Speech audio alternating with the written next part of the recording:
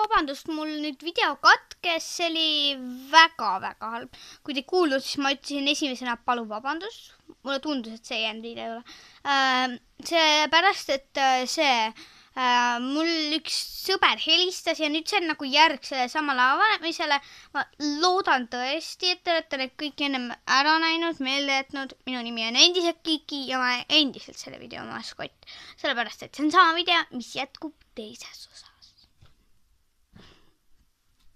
Nii, siis see on üks päkapikk, see on mingi jõuluheete karbist meil.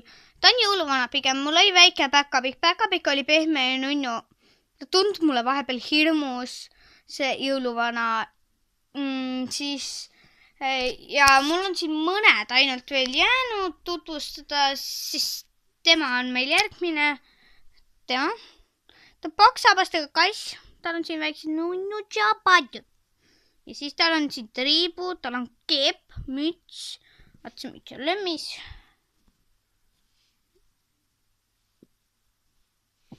Ta ei ole enam nii lemmis. Ta on endiselt lemmis, aga siiski.